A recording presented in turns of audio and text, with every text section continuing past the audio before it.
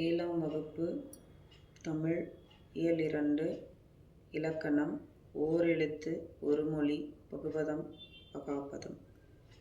ஓரெழுத்து ஒரு மொழின்னா ஈ பூ கை இதெல்லாம் எழுத்துக்களை நம்ம கவனிச்சோம்னா ஒவ்வொன்றுக்கும் ஒரு பொருள் இருக்குது.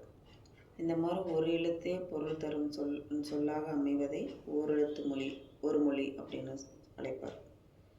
நன்னூல் என்னும் இலக்கண நூலை எழுதிய பவணந்தி முனிவர் தமிழில் 42 ஓரெழுத்து மொழிகள் இருக்குது அப்படின்னு குறிப்பிட்டு சொல்லியிருக்காங்க. அதில் நோ து ஆகிய 2 சொற்களை தவிர ஏனைய 40 சொற்களும் நெடில் எழுத்துக்களாக அமைஞ்சிருக்கு அப்படின்னு சொல்லியிருக்காரு.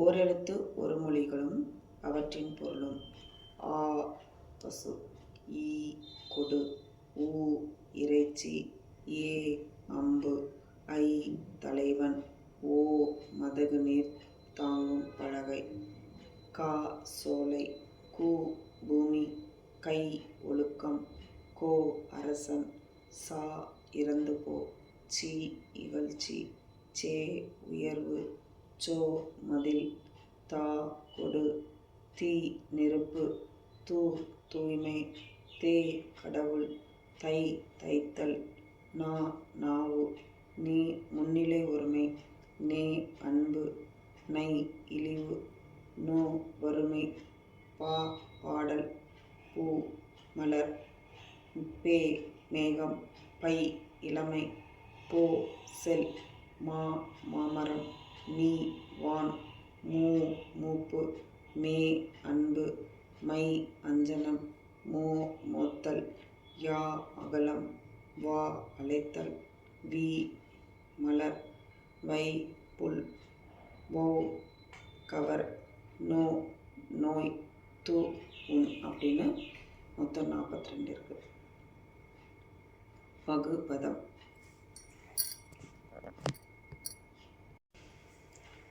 வேலன் படித்தான் இந்த 2 சொற்களை கவனிச்சோம்னா வேலன் என்னும் சொல்லை வேல் குட்டல் அன் அப்படின்னு பிரிக்கலாம். படித்தான் என்னும் சொல்லை படி குட்டல் இத்து குட்டல், இந்த தாவை இத்து குட்டல் ஆண் பிரிச்சுட்டு அந்த ஆ கூட அந்த இன் எடுத்து போட்டுடலாம். இந்த மாதிரி சிறு சிறு உறுப்புகளாக பிரிக்கும் வகையில் அமையும் சொற்களை பகுபதங்கள் அப்படின்னு சொல்லுவோம். பிரிக்கப்படும் உறுப்புகளை பகுபத உறுப்புகள் அப்படின்னு குறிப்பிடுவாங்க. பெயர் பகுபதம். பகுபதமாக அமையும் பெயர் சொல் பெயர் பகுபதம்.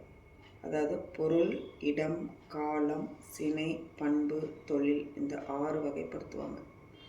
பொருள்னா பொன்னன், பொன் குட்டல் அன். இடம் நாடன், நாடு குட்டல் அன்.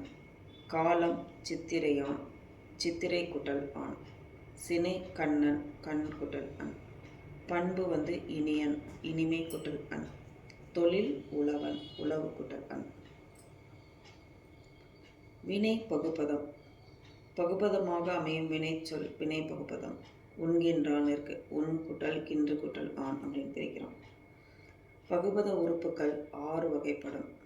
பகுதி, விகுதி, இடைநிலை, சந்தி, சாரியை, விகாரம் அப்படின்னு 6 வகைப்படும். பகுபதத்தின் முதலில் அமைந்து முதன்மை பொருளை தர்றதுனால அது பகுதி ஆகும். வினை பகுதியின் பகுதி கட்டளையாக தான் வரும். பகுபதத்தின் இறுதியில் நின்று திணை, பால், எண், இடம் ஆகியவற்றை முற்று இல்லைனா எச்சம் ஆகியவற்றையோ சுட்டி காட்டுவது விகுதி. பகுதிக்கும் விகுதிக்கும் இடையில் அமைஞ்சு வரும் காலம் அல்லது எதிர்மறையை காட்டுவது இடைநிலை. அது நிகழ்காலம், நிகழ்ந்த காலம், எதிர்காலம் இல்லைன்னா எதிர்மறை இடைநிலை. பெரும்பாலும் பகுதிக்கும் இடைநிலைக்கும் இடையில் இடம்பெறும் மெய்யெழுத்து பகுதிக்கும் இடைநிலைக்கும் நடுவில் வந்துச்சுன்னா அது சந்தி. இடைநிலைக்கும் விகுதிக்கும் இடையில் வந்ததுன்னா அது அசைச்சொல், அதான் சாரியை அப்படின்னு சொல்லுவாங்க. பகுதி, சந்தி, இடைநிலை இவற்றில் ஏற்படும் மாற்றம் தான் விகாரம். ஒரு எடுத்துக்காட்டு வந்தனன். வந்தனனில் வா தான் இங்கே வ அப்படின்னு கொடுத்துருக்காங்க. இத்து தான் இங்கே இந்த மாதிரி இருக்குது. இந்த தா இத்து குட்டல் ஆ, இந்த நா இன்னு குட்டல் ஆ, அந்த இன்னு தூக்கி ஆவோட போட்டுடுறோம். வா பகுதி, இது வ என குறுகியது விகாரம். இத்து வந்து சந்தி. இது இந்தென தெரிந்தது விகாரம். இத்து இறந்த கால இடைநிலை. அன் வந்து சாரியை. அன் ஆண்பால் வினைமுற்று விகுதி. பகாபதம். மரம், கழனி, உன், எழுது அந்த சொற்களை கவனிச்சோம்னா மேலும் இது சிறிய உறுப்புகளாக பிரிக்க முடியாது. இவ்வாறு பகுபத உறுப்புகளாக பிரிக்க முடியாத சொல் பகாபதம் எனப்படும். இவை அடிச்சொல் அல்லது வேர் சொல்லாக இருக்கும். பெயர், வினை, இடை, உரி ஆகிய 4 வகை சொற்களிலும் பகாபதங்கள் உண்டு. பெயர் பகாபதம்ல நிலம், நீர், நெருப்பு, காற்று. வினை பகாபதத்தில் நட, வா, படி, வாள். இடை பகாபதத்தில் மண், கொல், தில், போல். உரி பகாபதம் உரு, தவ, நனி, களி அப்படின்னு கொடுத்துருக்காங்க.